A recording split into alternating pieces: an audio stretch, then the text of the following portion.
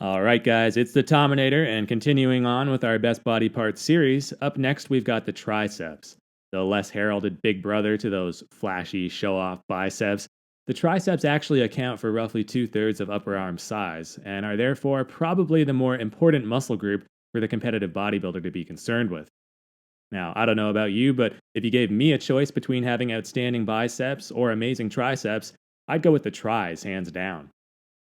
So, anyway, it should go without saying, but the side tricep is the main pose we're going to be evaluating in order to determine the members of this top 10. If you can really nail this shot, there's a high probability that you'll be on here. But it's not a guarantee because the triceps also come into play in several other poses as well, particularly the most muscular and the front double biceps, where you get a good sense of the outer and inner sweep, respectively. Okay, but I'll explain in more detail as we go. For now, Eduardo Correa marks our first entry at number 10.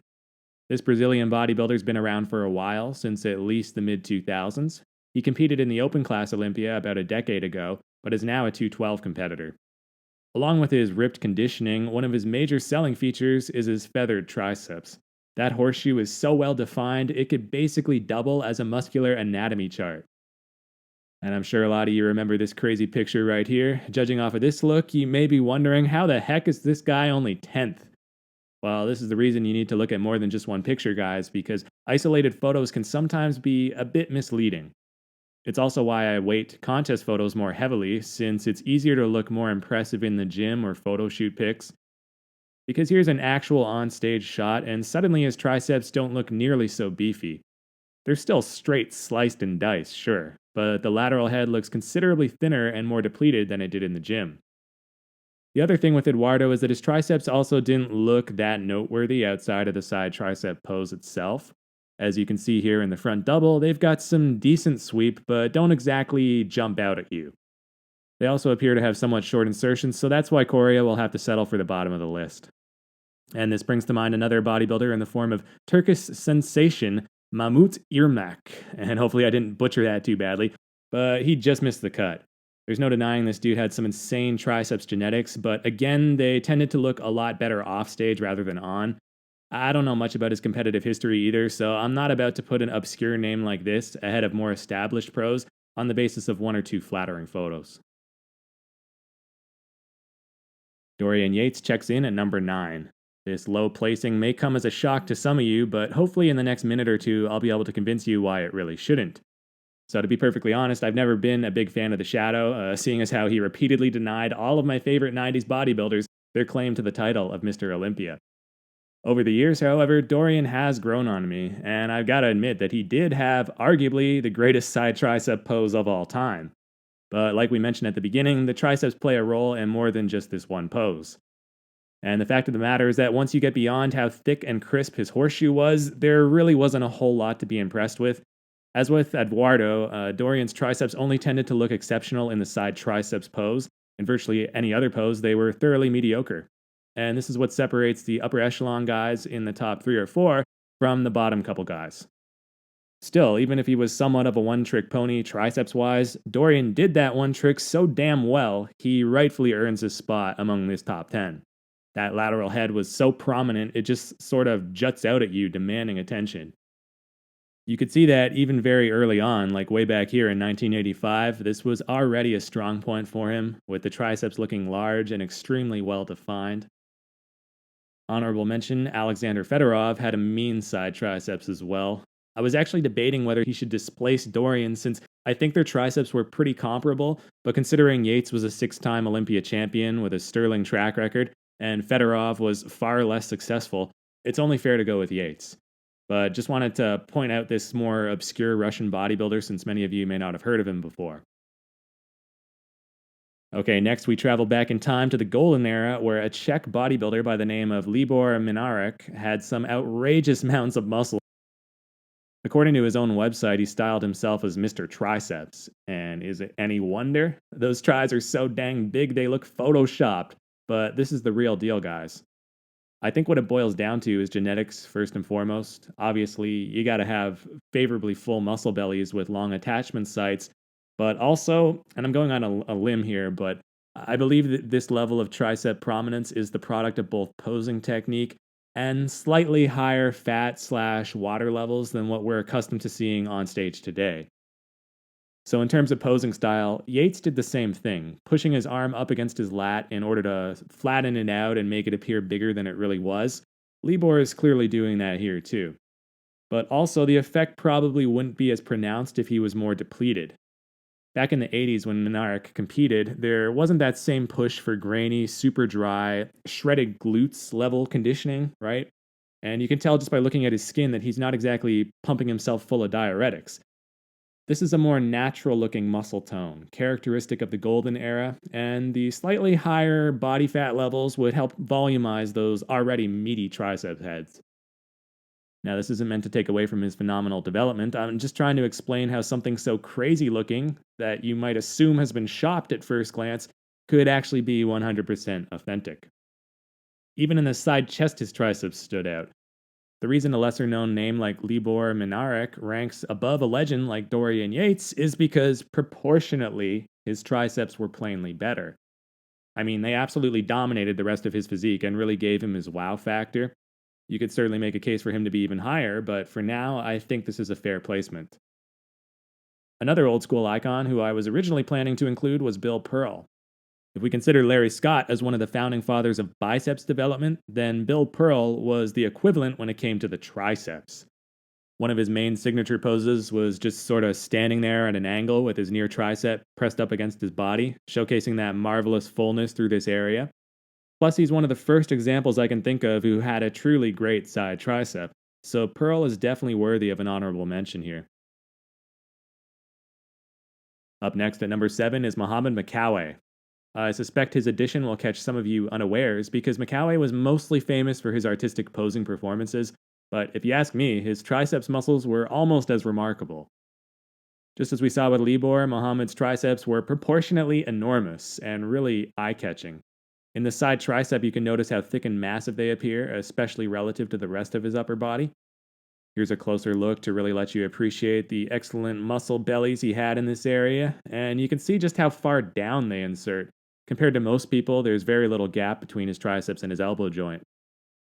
But being the terrific poser that he was, Makkawy wasn't content to just show it off in the side triceps. No way, he was far more imaginative than that. The Egyptian bodybuilder had at least 4 or 5 different poses in his repertoire designed to highlight this area. My favorite has probably got to be this photo taken in 1983. It's just so statuesque, and in terms of the triceps themselves, this angle's ideal for displaying the full size and thickness of that long head, not to mention all the striations running down along its length. You got to agree by this point that Mohamed Makkawy had some of the greatest triceps in history. But here's 2 other names that narrowly missed the mark. The first is Thierry Pastel, whose triceps looked unbelievably large and round in the front double biceps. The trouble is, I couldn't find many good shots of him hitting the side triceps, so given the lack of available evidence on hand, I couldn't quite justify his inclusion here. The second is Bertil Fox, who also had some beefy triceps. In fact, his entire arm looked simply monstrous in certain shots such as this. But when I really went back and scrutinized it more closely, it turns out it's actually the biceps that account for most of Bertil's upper arm mass. I believe Bertil Fox was the one name you guys most commonly asked about in the comments section of my last video on the top 10 biceps. So yeah, I probably should have included him there as an honorable mention at least. But the man also had a nasty side triceps, so I won't neglect to mention him this time around. Alright, the late Sergio Oliva Sr. lands at number 6. Sergio was renowned for his triceps development, and I actually had him a spot or 2 higher initially, but just wait and see who's up next before you tell me who he should kick off, alright? Anyway, what Arnold was to the biceps, Sergio was to the triceps. If only you could have somehow combined the back of Sergio's arm with the front of Arnold's, you would have had the ultimate gun show. What made Sergio's triceps so exceptional was the extremely long insertion points, which granted him a very full, powerful look in the front double biceps, at least in his early days, because at some point later on it appears he suffered a triceps tear, as you can note that left arm, where the muscle looks much shorter now compared to his right one. Technically speaking, most of the other names we've seen so far probably surpass Sergio's muscular quality when we factor in definition and feathering and so forth. But the reason I rank Oliva above them is because he competed decades beforehand, back in the late 60s and early 70s. Yes, he would later go on to make a comeback in the mid 80s as well, but the myth had already built world class triceps back in his heyday, and was so far ahead of the field, you'd have to be insane or just downright ignorant to leave him off. Here's a great post workout shot to help hammer home my points. According to the responses I got in another video that featured this very same photo, this picture was taken in 1972 when he was out training with Arthur Jones. And he's so pumped and massive here, this honestly reminds me more of an off season 1990s Victor Richards or something than a golden era bodybuilding physique from the early 70s. Plus, I love how in one simple pose, he manages to simultaneously show off the inner sweep of one arm and the outer sweep of the other. Just awesome stuff. Serge Nubret had some killer triceps back in the 70s as well. You can certainly find a couple spectacular photos of Serge hitting the side tricep in his typical nonchalant fashion. My only problem with Serge is that you don't see the same level of crispness through that horseshoe, and he doesn't quite match the immensity of Oliva either. Okay, moving on to the second half of the list, we've got Paul DeMayo at number 5. You may have forgotten about this guy, as he only competed for a brief period in the 90s before his career was tragically cut short. They called him Quadzilla, but I think a more appropriate nickname would have been Trizilla, as this guy's triceps seem to have their own area code. It was that same spilling over effect that Libor brought, but with 90s level conditioning. In a previous video from a couple years ago, I actually awarded Paul DeMayo with the greatest side tricep pose ever. And looking at this picture right here, can you really argue with that assertion? Here's a contest pic from the 95 Olympia standing next to Charles Claremont, who wasn't too shabby himself in the triceps department. But look at how the long head of DeMayo's tricep is just practically overflowing. It gives him that extra layer of meaty mass that most bodybuilders simply don't have in this pose. Even in the front double, his triceps showed some impressive sweep. So it wasn't just the side tricep where he looked great. But there's another Paul who deserves a shout out too, and this, of course, is Paul Dillette, who had some excellent triceps in his own right. You can see him just sort of hanging off him here at the 93 Olympia, but they didn't look as good to my eyes when he actually hit a side try, at least certainly not standing next to the likes of this gentleman, who we'll be viewing more of momentarily. At number 4, though, is Lee Priest, and judging by the comments, a few of you felt a little shortchanged by Lee's ranking in the best biceps vid, so hopefully this will help to appease you. I was actually going back and forth between him and DeMayo for this spot, because on the one hand, Paul DeMayo did have thicker triceps from the side, but on the other hand, I feel like Lee brought a higher level of definition, with all the feathering and whatnot. I'm sure most of you are familiar with this photo, with Tom Platz's meme-worthy expression in the background. Yeah, in certain photos, Lee looks like he literally has an iron-forged horseshoe lodged under his skin. Of course, as per usual, it didn't hold up to the same degree in actual competition, but this is still an elite side triceps. Here's another shot from 1997, probably my favorite Olympia appearance of his. The angle's a bit off for judging the triceps, but that lateral head is looking sharp and on point. They also had excellent inner sweep, as you can note right here, or else anytime he hits a front double bicep shot. It's nothing against Lee Priest that he doesn't crack the top 3, it's simply because the few people I put in front of him were just on another level, man. But before we get to them, let me just first take a second to recognize Dexter Jackson, who, in my opinion, has some of the greatest arms of all time. Biceps, triceps, forearms, you name it. And I think he probably could have squeaked his way on here if he would have just modified his posing slightly to really bring out the definition in the side triceps a little more. You can see the way he's not locking out his arm, which doesn't allow the triceps to fully contract, and therefore doesn't show maximum definition in this area. I don't know why certain guys are prone to do this. Maybe it's just more comfortable for them, maybe they're simply too big and would cramp up or something. But regardless, I think it's too bad because it hurts their presentation somewhat. But anyway, let's move on to the final 3. And this for me is like the trifecta, if you will, or the holy trinity of triceps development. And it starts with Kevin Levrone at number 3. This might sound hyperbolic, but I think it's factually true to say that Kevin possessed the greatest set of triceps of the 20th century. Before a certain 7-time Mr. Olympia would come along, Kevin Levrone was one of the first to bring that 3D effect and really put his mark on this most muscular variation like no one before him. It wasn't just the massive delts and the sloping traps, but also the bulging triceps that really enabled him to impose his will in this one. Here he's shown some wicked delineation of the lateral head a few days out from the 2000 Mr. Olympia. And here's another look where we can actually see it on stage back at the 1995 Mr. Olympia.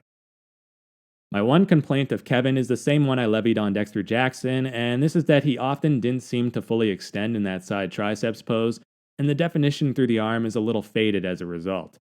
Don't get me wrong, he still looks excellent on the whole. I just wish more guys would really nail their execution on this one like Dorian Yates did.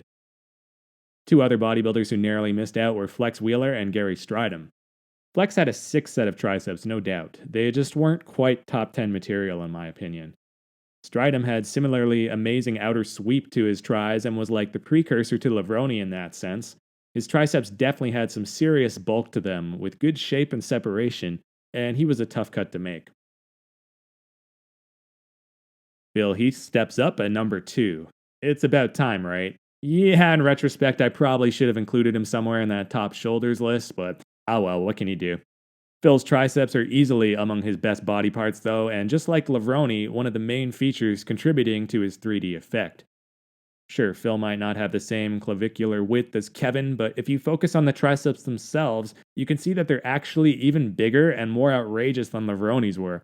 Of course, that's to be expected given that this shot from 2014 is roughly, 15 to 20 years after Kevin's prime, but still, we gotta hand it to the gift. This is a good one from the 2008 Ironman show where you can see the feathering on the near arm and the other tricep just hanging off him there in the background. I love this double arm pose he hit back in 2011 at the Chiru Classic. It's really a unique way to show off the symmetry and mass through the tris, and only a select few have the goods to pull it off. Here's one with Jay Cutler from the same year. I definitely contemplated including Jay here, as he had one of the best side tricep poses of all time by my estimation. But the thing is that his triceps weren't quite on the level of someone like Dorian, let alone a Kevin Levrone or a Phil Heath. So consider Jay another honorable mention. And finally, this brings us to number 1, and hopefully this doesn't prove too anticlimactic since you probably all saw it coming from a mile away, but Ernie Taylor takes the cake. Yep, that's right. You want freaky mass and sweep? You got it. You want Photoshop looking triceps? Well, move over Libor and Paul DeMayo, because Ernie Taylor takes a backseat to no one. Okay, but in all seriousness, nah, those were pure oil bags, man. The type of arms to make rich pianos look almost normal by comparison. This guy was blatantly abusing the synthol back in the day, and it got him noticed all right, but not necessarily in a good way. But all joking aside, Roelly Winklaar is the real number 1. The greatest triceps in history, bar none. I used to think Phil Heath and him were pretty close when it came to this muscle group, but no, it's Roelly by a mile, guys. His superiority was especially evident early on in his career when he was a little smaller, but typically a little more defined. Roelly's triceps just had the perfect combination of size, thickness, shape, and detail. It was a pretty straightforward decision in the end. Probably the least controversial winner we've seen yet. Forget about horseshoes, that's a goddamn elephant shoe, man. This is one of his coolest signature shots, and I've yet to see anybody who can duplicate it. Who else has this sort of thickness through the arms when viewed from the rear? His sweeping tricep bellies frame the side chest pose so nicely, adding an extra layer of width to the shot, a luxury few of his fellow competitors enjoy. And here's a throwback to the 2011 Arnold Classic where it looks like his triceps are on the verge of swallowing his entire upper arm. The insertions are so damn low, talk about favorable genetics. I don't even think I need to say that much more. I mean, pictures speak louder than words, and like I said, I think that the number 1 spot is pretty obvious for him. So yeah, guys, that about wraps it up. Hopefully you enjoyed, and if so, don't forget to like and subscribe for more. But with the Arnold Classic 2020 right around the corner, we're going to have to put this series on pause for the next couple weeks. I'll try to whip up a predictions video sometime before the event gets underway, so stay tuned for that.